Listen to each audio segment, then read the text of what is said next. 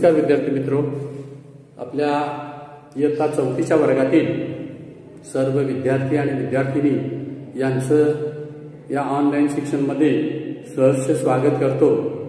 आपण मागच्या तासाला शिवरायांचं शिक्षण भाग 2 मधून वीर जिजामातेनं छत्रपती शिवाजी महाराजांना कशा पद्धतीचं शिक्षण दिलं, कोणती शिकवण दिली, त्यानंतर शिवरायांचा राज्याचा अंमल कशा पद्धतीने सुरुवात झाली आणि शिवरायांचा विवाह कोणाबरोबर केव्हा आणि कसा झाला हे आपण या मागच्या धड्यामध्ये पाहिलेलं आहे।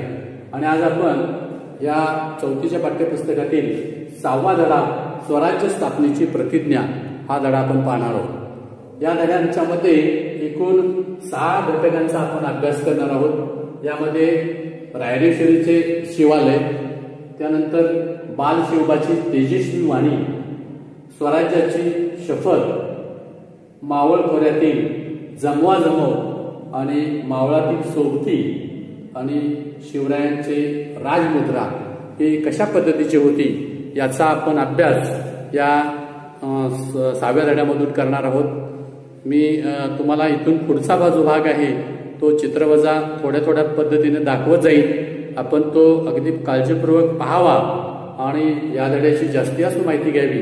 तुम्हाला हा जो पाठ आहे मला नक्की आवडेल। शिवाजी महाराजांनी स्वराज्य स्थापनेची प्रतिज्ञा कशी आणि कुठे केली याची सविस्तर माहिती आपल्याला या पाठामधून घ्यायची आहे। 4थीच्या वर्गातील सर्व विद्यार्थी आणि विद्यार्थिनी यांचं सर्वप्रथम मी सहर्ष स्वागत करतो। आज आपण आपल्या पुस्तकातील 6वा धडा जो आहे स्वराज्य स्थापनेची प्रतिज्ञा हा पाठ आपण पाहणार आहोत। रायरेश्वरीचे देवालय।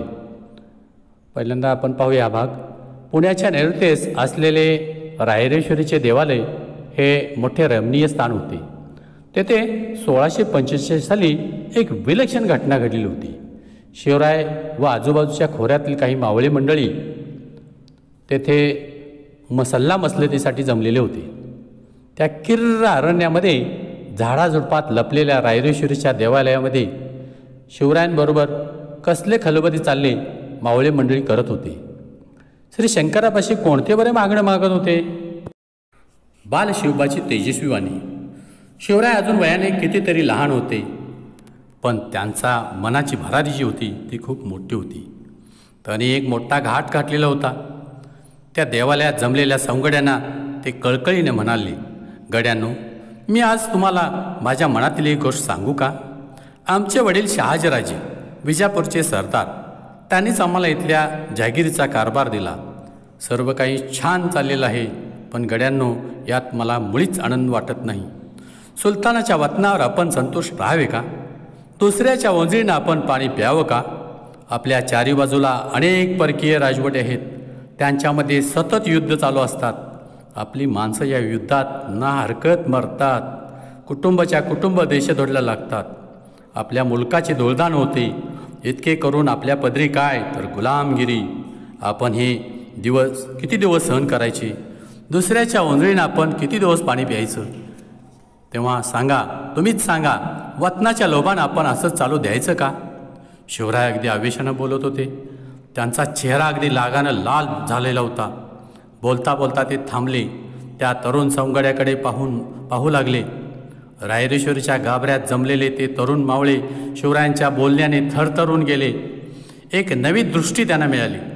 त्यांच्यापैकी एक जण म्हणाला, बोला राजी, बोला, आपला मनोदय आम्हाला सांगा। तुम्ही जे सांगाल ते आम्ही करायला एका पायावर तयार आहोत। हो राजी, तुम्ही जे सांगाल ते आम्ही करू, आमचे प्राणही देऊ, ते सारे तेजस्वी तरुण वीर एका आवाजात बोलले। स्वराज्याची शपथ। मावळ्यांच्या या शब्दाने शिवरायांना स्फुरण चढले।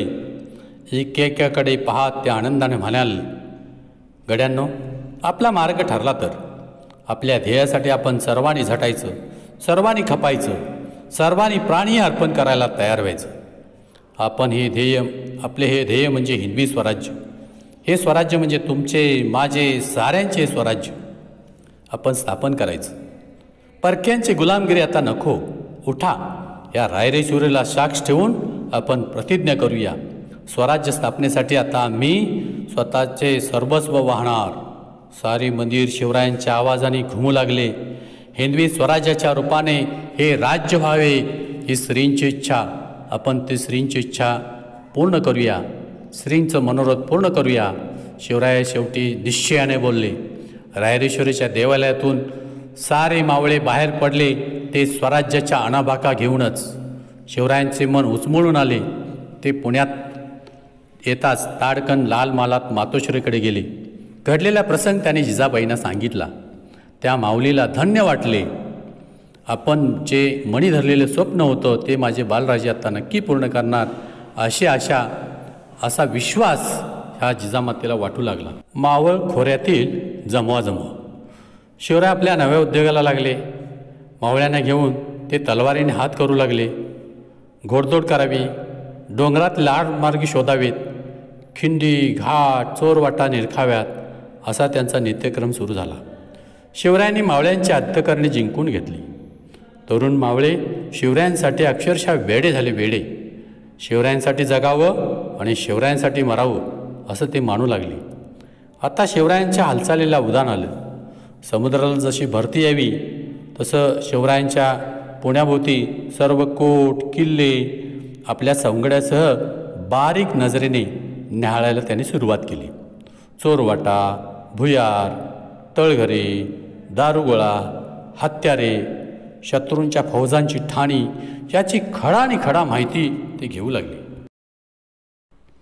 मावळातील सोबती, अंदर मावळ, कानतखोरे, कोरबारसे मावळ, गुंजन मावळ, नाणे मावळ, पवन मावळ, पौंडखोरे, मुठाखोरे, मुसेखोरे, रोहिडखोरे, वळवंडखोरे आणि हिरडसखोरे असे 12 मावळातील काही मावळे मंडळी, देशमुख मंडळी आपले वतन सांभाळत बसलेली होती. त्यांना आपल्या वतनाचा विलक्षण लोभ होता. वतनासाठी ते आपसात भांडत. या भांडणात मराठीची शक्ती उगाच वाया जात आहे हे शिवरायांनी ओळखले. त्यांना आळा घातली. त्यांनी ठरवले. शिवराय देशमुखांच्या गावाला भेटी देत, त्यांची समजूत घालत, स्वराज्याच्या ध्येयाने त्यांना भारावून टाकत. शिवरायांनी त्यांना गोड शब्दाने आपलेसे केले, पण काही दांडगाई केली. त्यांनाही शिवरायांनी वटणीवर आणले. मराठीच्या आपसातील झगडे त्यांनी थांबवले. जो तो त्यांना धन्यवाद देऊ लागला. मावळ खोऱ्यातील झुंजारराव मरळ, हैबतराव शिळमकर, बाजी पालकर, विठोजी शितोळे, जेधे, पायगुडे, बांदल आदी देशमुख मंडळी शिवरायांचा शब्द मानू लागली. मावळातील स्वराज्याची घोडदौड सुरू झाली. शिवरायांची राजमुद्रा. शिवरायांच्या नावाने जहागिरीचा कारभार सुरू झाला होता. शहाजीराजांनी शिवरायांची स्वतंत्र राजमुद्रा तयार केलेली होती. ती राजमुद्रा अशी होती: प्रतीपचंद्र लेखीव वर्धिष्णो विश्ववंदिता, शहासुनो शिवशैषा मुद्रा भद्राय राजते. प्रतिपदेच्या चंद्रकलेप्रमाणे वाढत जाणारी, अशी साऱ्या विश्वाला वंद्य होणारी अशी ही शहाजीराजांचा पुत्र शिवाजीराजे यांची राजमुद्रा लोकांच्या कल्याणासाठी आहे अशी सांगणारी ही राजमुद्रा म्हणजे जणू स्वराज्याच्या स्थापनेचा संकेतच होता असं म्हटलं तर काय वावगं ठरणार नाही. त्या काळामध्ये राजमुद्रा बहुधा फारसी भाषेमध्ये कोरलेल्या असत, पण शिवरायांची राजमुद्रा ही संस्कृत भाषेत होती. स्वराज्य हवे तसं स्वभाषासुद्धा हवी, स्वधर्म हवा, त्याचबरोबर दुसऱ्या धर्माचा द्वेष नको. शिवरायांनी आपल्या राज्यकारभार लोककल्याणासाठी सुरू केला आहे हे साऱ्या मावळ्यांना चटकन लक्षात आले. धन्यवाद. या ठिकाणी हा पाठ संपलेला आहे. धन्यवाद.